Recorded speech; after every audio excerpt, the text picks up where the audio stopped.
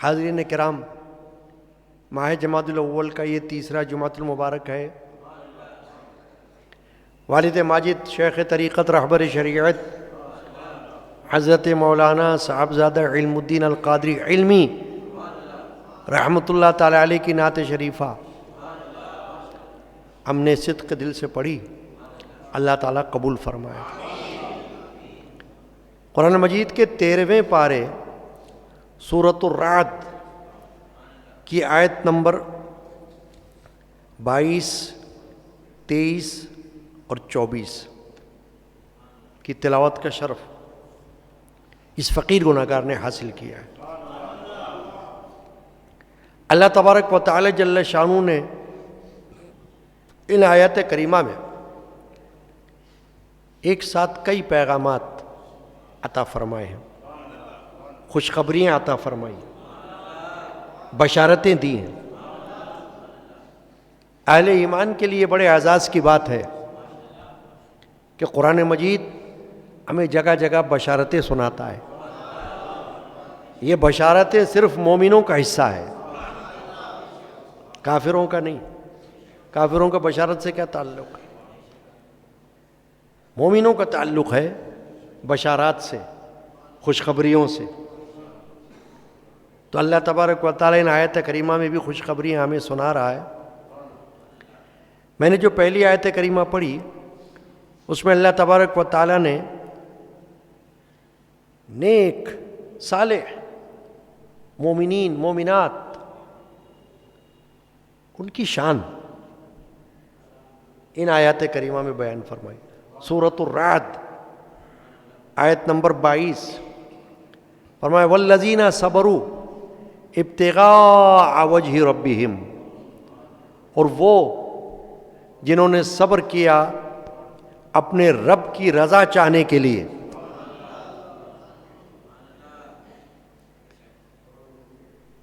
چلیے پہلے تو اسی پر آ جائیں، والذین صبروا ابتغاء وجہ ربہم، وہ جنہوں نے صبر کیا اپنی رب کی رضا کے لیے، اللہ کی رضا چاہنے کو صبر کیا۔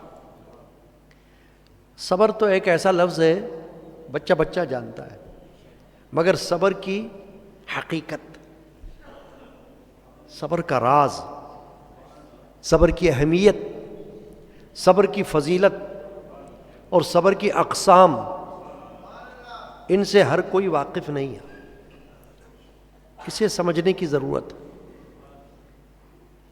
صبر کا ایک معنی تو عام ہے جو لوگ جانتے ہیں، مصیبت آ گئی صبر کرو، کوئی فوت ہو گیا صبر کرو، کوئی پریشانی آ گئی صبر کرو۔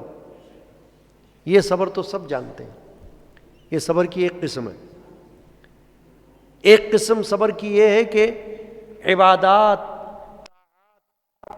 ریاضات، اللہ کی بندگی، اس پر صبر کرو، اور اس کا معنی ہے جمے رہو، قائم رہو، ٹکے رہو۔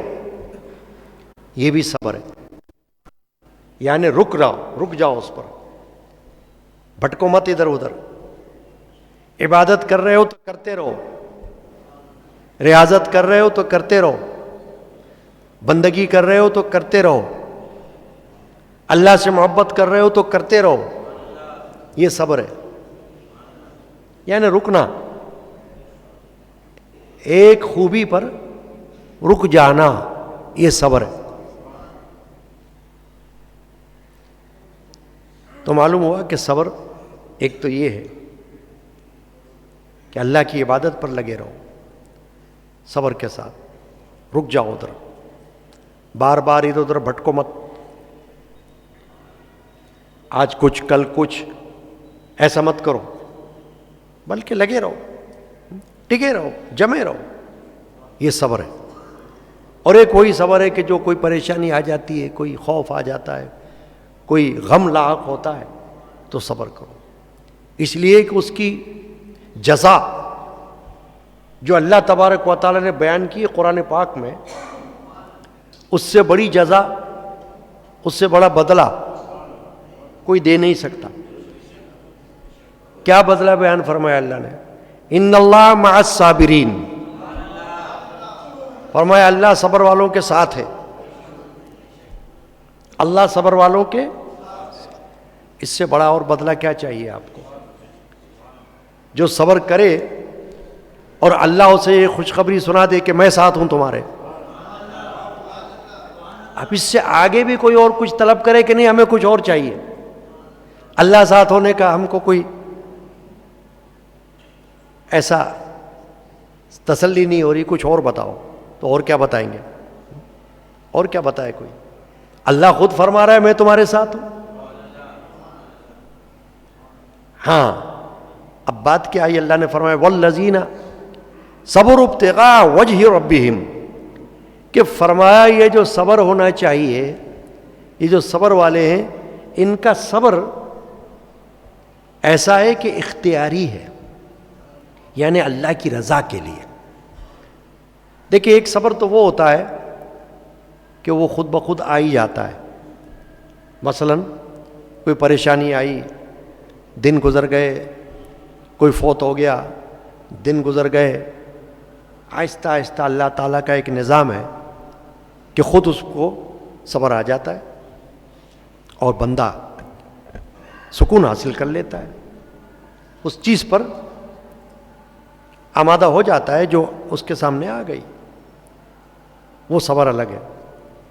مگر علماء نے فرمایا کہ صبر تو وہ ہے کہ جو جب بھی کوئی بات آ جائے صبر کے تقاضے والی، تو اول وقت میں جو صبر کیا جائے اس صبر کی بڑی اہمیت ہے، خاص اس وقت یہ اختیاری صبر ہے کہ خود سے فوراً تصور لا کر ذہن میں کہ اللہ تبارک و تعالیٰ جل شانہ عم نوالو نے ہمیں کوئی چیز دی تھی، اس کی تھی، اس نے لے لی، تو ہماری تو تھی ہی نہیں، تو ہمارا کیا گیا؟ میرے والد رحمۃ اللہ علیہ ایک شعر پڑھا کرتے تھے مجالس میں، جان دی ہوئی اسی کی تھی،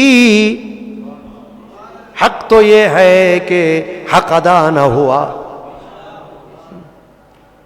کہ اگر تم نے جان بھی دے دی نا اللہ کی راہ میں تو اپنا عقیدہ رکھو کہ یہ جان تھی کس کی؟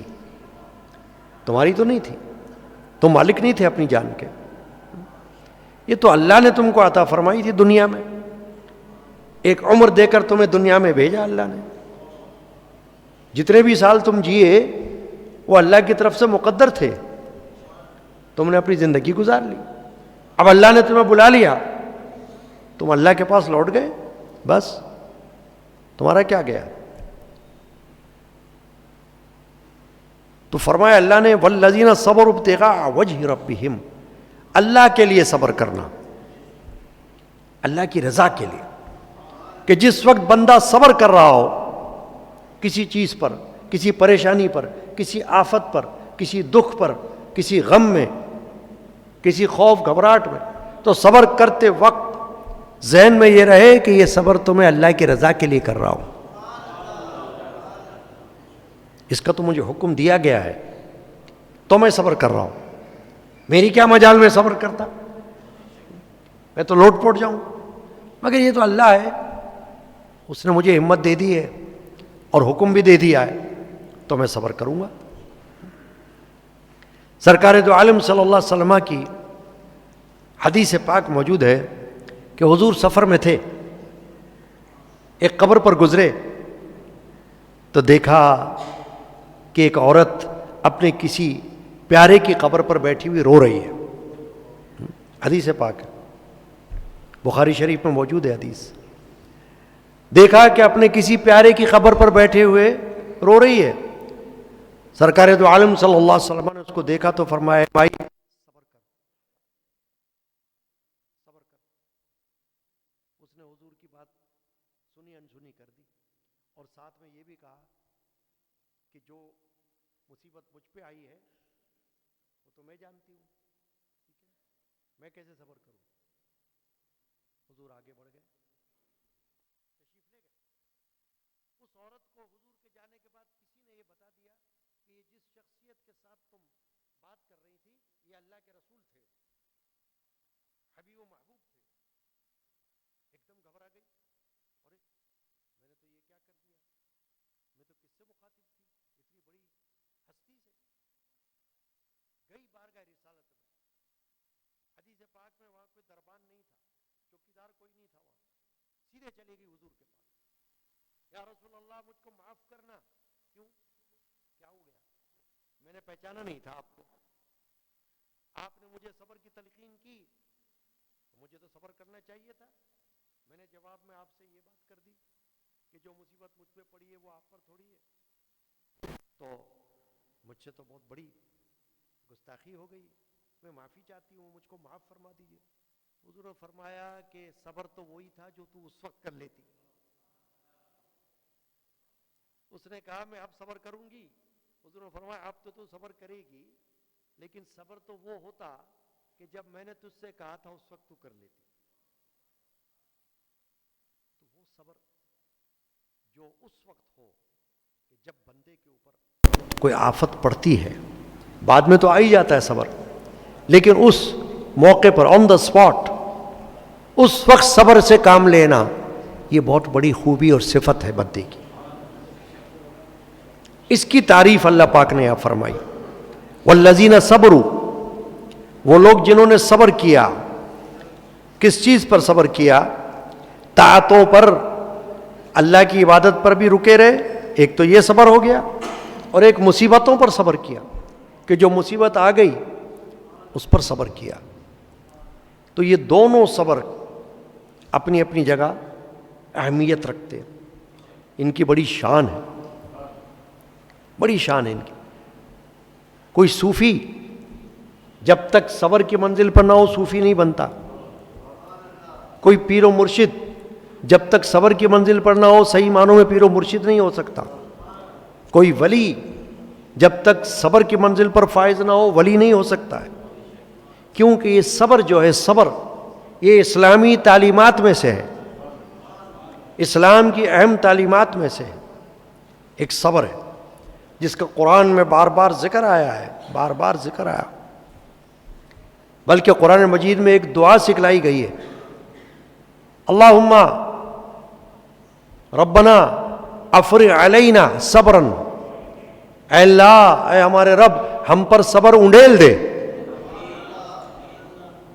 وتوفنا مسلمین، اور ہمیں مسلمان کی موت دے، اسلام پر وفات دے ہمیں. تو صبر جو ہے بڑی اہم عبادت ہے، اہم اہمیت والی، فضیلت والی ایک نعمت ہے صبر، کہ اللہ تعالیٰ جسے دے دے. اولاد کے بچھڑنے پر صبر، ماں باپ کے بچھڑنے پر صبر، مال کے بچھڑنے پر صبر، جان کے بچھڑنے پر صبر، کوئی بھی مرحلہ ہو، کوئی بھی منزل ہو، صبر.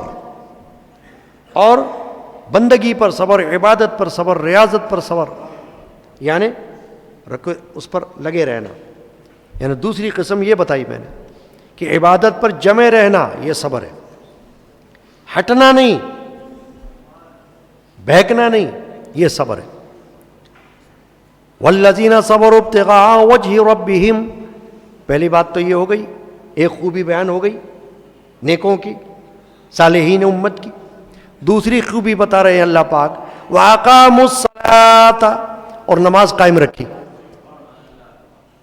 نماز قائم رکھی اپنی پوری شرائط کے ساتھ، نماز کے پورے تقاضوں کے ساتھ.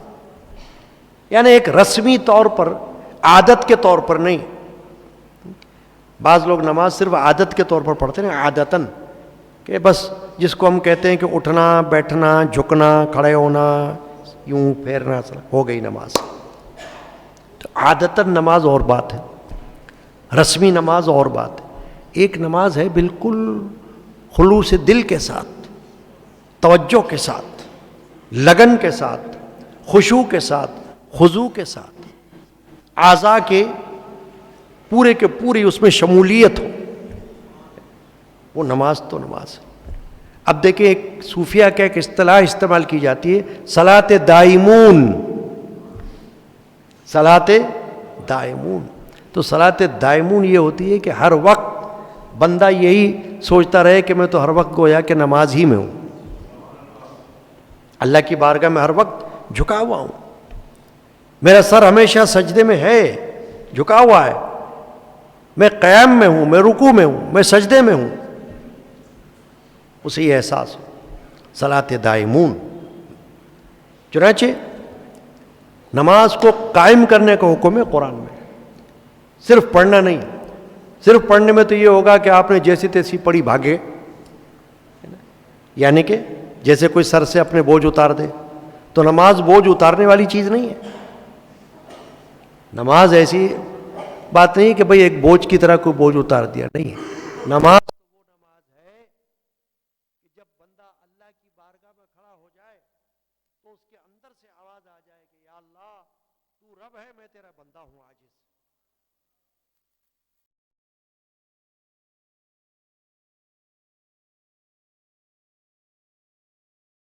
مستقل مزاجی کے ساتھ، ایک دن کی نماز نہیں، جمعے کی نماز نہیں، عید کی نماز نہیں، روزانہ کی نماز، یہ نماز قائم کرنا ہے، جس کو ہم کہتے ہیں صاحب ترتیب۔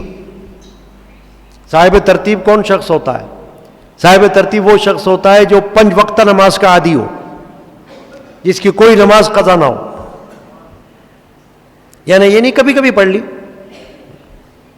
کبھی کبھی پڑھنی تو پھر وہ ایسی ہے، نماز تو قائم کرنے کے لیے نا۔ اس لیے فرمایا وَأَقَامُوا الصَّلَاةَ،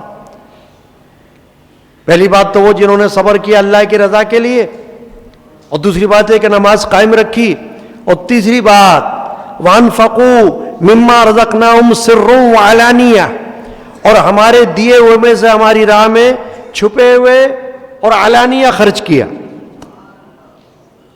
اب یہ بھی عبادت میں اللہ نے اس کو شامل کر لیا، تاکہ کوئی یہ نہ سمجھے کہ صرف نماز عبادت ہے، صرف روزہ عبادت ہے، صرف عمرہ عبادت ہے، صرف حج عبادت ہے۔ ذہن میں تو یہ آتا ہے نا، نماز کیا ہے؟ عبادت۔ روزہ کیا ہے؟ عبادت۔ عمرہ کیا ہے؟ عبادت۔ حج کیا ہے؟ عبادت۔ اللہ نے فرمایا اللہ کی راہ میں کچھ جیب سے نکالنا یہ بھی عبادت ہے۔ وَأَنفَقُوا مِمَّا رَزَقْنَاهُمْ، ہم نے جو انہیں دیا ہے، جیسے جان ان کو اللہ نے دی ہے، اللہ فرماتا ہے ایسے مال بھی ہم نے ہی تم کو دیا ہے۔ تم یہ مت سمجھنا کہ تم کام کاج کرتے ہو تو جو مال تم نے کمایا تم اس کے حقیقی مالک ہو، نہیں، حقیقی مالک کون ہے؟ اللہ۔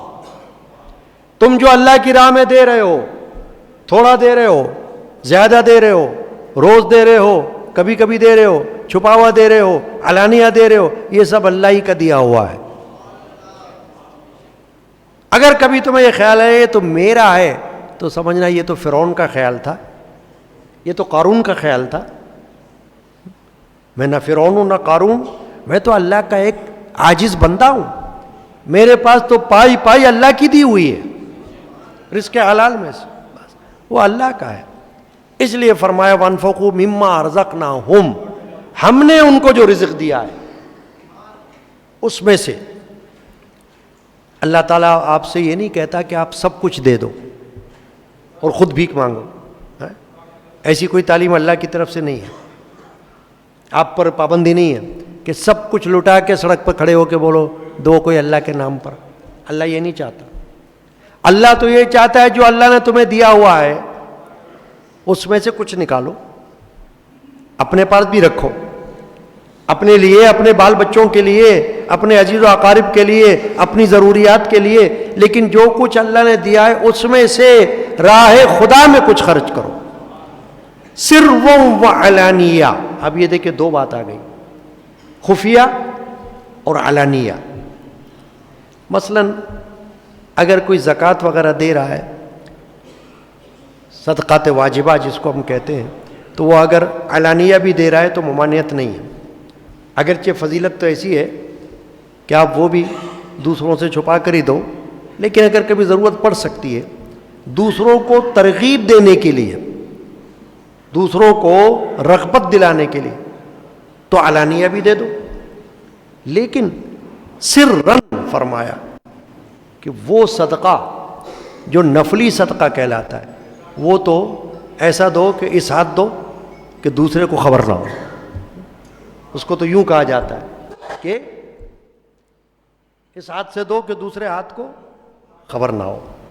کہ مطلب یہ کہ اپنا نام و نمود کے لیے مت خرچ کرو اللہ کی راہ میں, شہرت کے لیے مت خرچ کرو اللہ کی راہ میں, دکھاوے کے لیے مت خرچ کرو اللہ کی راہ میں. اللہ دیکھ رہا ہے, اللہ خود دیکھ رہا ہے. بس تم نے جب دیا, جتنا دیا, جس وقت دیا, جہاں دیا, اللہ کو خبر ہے. تو بدلہ تو اللہ دے گا نا, بدلہ تم اللہ سے طلب کرتے ہو, اللہ دینے والا ہے اور اللہ کو خبر ہے کہ تم نے کیا دیا.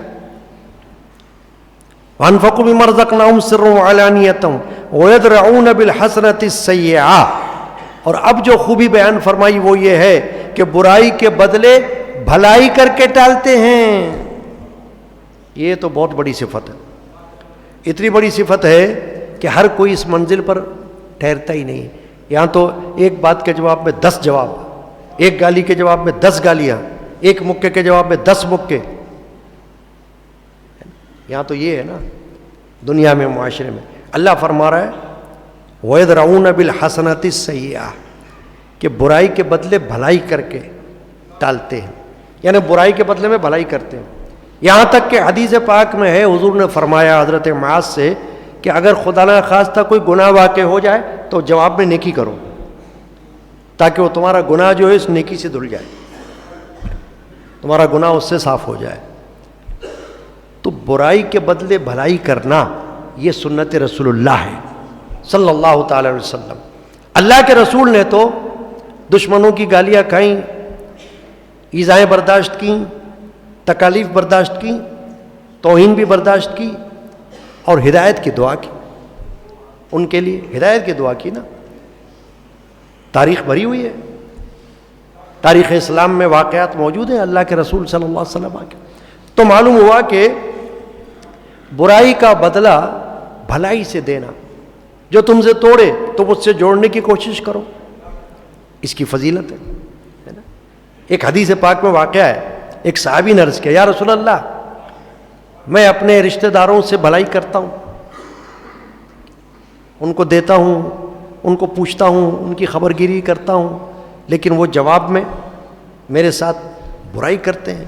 حضور نے فرمایا جو کچھ تو کہہ رہا ہے اگر ویسا ہی ہے تو پھر تو اس کے منہ میں خاک ڈال رہا ہے, یعنی سمجھ کے تو جیت رہا ہے, وہ ہار رہا ہے, تو اس کے منہ میں خاک ڈال رہا ہے. یہ فرمایا حدیث پاک.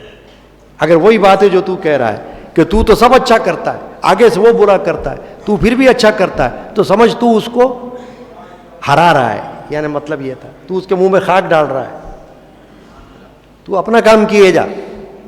تو پتہ چلا کہ یہ بھی انسان کی نیکی کی صفت ہے, برائی کو بھلائی سے. ادفع باللتی احسن, قرآن میں فرمایا اللہ نے کہ جو برائی ہے اس کو نیکی سے ٹالو.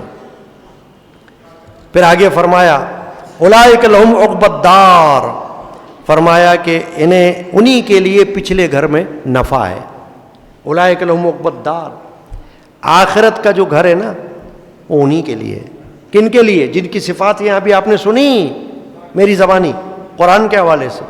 اللہ فرماتا ہے ان کے لیے آخرت میں اجر ہے, بڑا اچھا گھر ہے. یہاں بھلے جتنا بھی اچھا گھر ہو ان کا, لیکن جو ان صفات پر پورا اتر رہا ہے اس کے لیے جو سب سے اچھا گھر ہوگا وہ آخرت کا گھر ہوگا. جنات عدن يدخلونها ومن صلح من آبائهم وازواجهم وذرياتهم والملائکۃ يدخلون علیہم من کل باب. اب بڑی اچھی بات بیان فرمائی اللہ نے, فرمایا وہاں جنت میں بسنے کے باغ جن میں وہ داخل ہوں گے, جنات عدن, وہ جنت, جنت کا اعلیٰ مقام جس میں وہ داخل ہوں گے. اور ومن صلح من آبائہم, اور جو لائق ہوں ان کے آبا و اجداد میں سے, بیویوں میں سے, اولاد میں سے. یہ بہت بڑی اہم بات ہے, سننے کے قابل ہے.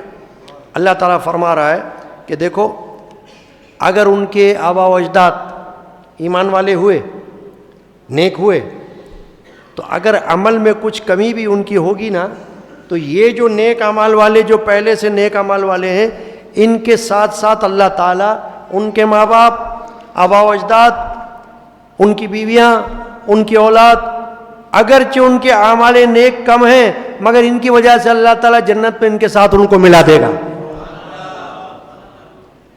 کتنی بڑی بات ہے، کتنی بڑی بات ہے۔ اسی لیے کہتے ہیں کہ عمل اگر پھر بھی کم ہو مگر ایمان ہونا چاہیے، ایمان کے بغیر گزارا نہیں ہے، کیونکہ یہاں اللہ تعالیٰ نے فرمایا ومن صلح من آبائہم، نیکیاں ان کی، ایمان ان کا مضبوط ہونا چاہیے۔